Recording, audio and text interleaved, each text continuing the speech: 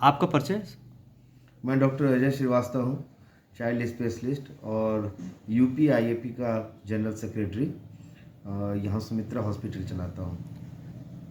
Doctor साहब, ये जो ओमिक्रॉन आया हुआ है कोविड, इसको लेकर बच्चों में क्या मतलब सावधानियां बरतनी है उनके अभिभावकों को?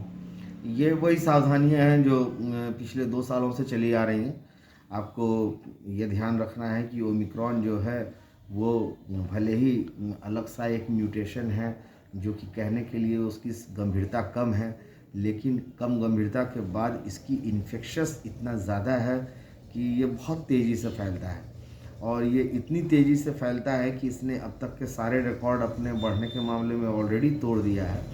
और अगर जैसे मान लीजिए कि इसमें इसकी मारक क्षमता भले ही कम है, लेकिन चूँकि ये गिनती इतनी ज़्यादा है, तो भले ही 100 में से कोई एक मरीज़ सीरियस हो, लेकिन अगर ये 1 लाख का मामला हो जाएगा तो 1 लाख में 1000 मरीज हो जाएंगे।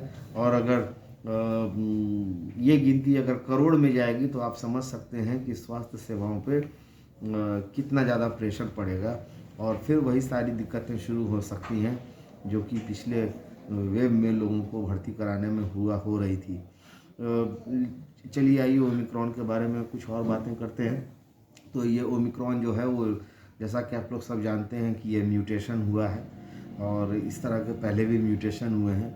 और ओमिक्रॉन आप पता लगाने के लिए कोई जनरल रास्ता नहीं है, उसके लिए स्पेसिफिक अलग सा एंटीजन के टेस्ट होता है। और डेल्टा वेव और ओमिक्रॉन, ये इस समय ये दोनों के दोनों चल रहा है, तो आप ये नहीं कह सकते हैं कि फ़लाने को ओमिक्रॉन है और फ़लाने को डेल्टा है। ये सारी के सारी स्पेशलिस्ट चीज़ें हैं, उसके लिए अलग छोड़ देना चाहिए। हाँ, ये ज़रूर है कि ओमिक्रॉन में ज़्यादातर मामले जो हैं वो आपको जुकाम से और सूखी खांसी, यानी कि गले के इन्फेक्शन, यूँ कह लीजिए अपर रेस्पिरेटरी ट्रैक्ट, जिसमें कि नाक, गला, जुकाम जैसे सिम्टम ज़्यादा होते हैं।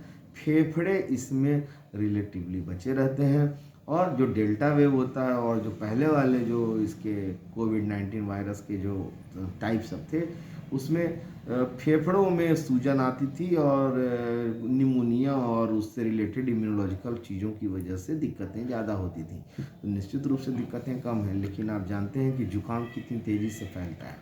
डॉक्टर साहब, खाने पीने में बच्चों को क्या सावधानियां इस समय रखनी चाहिए? खाने पीने में सावधानी का जहाँ तक सवाल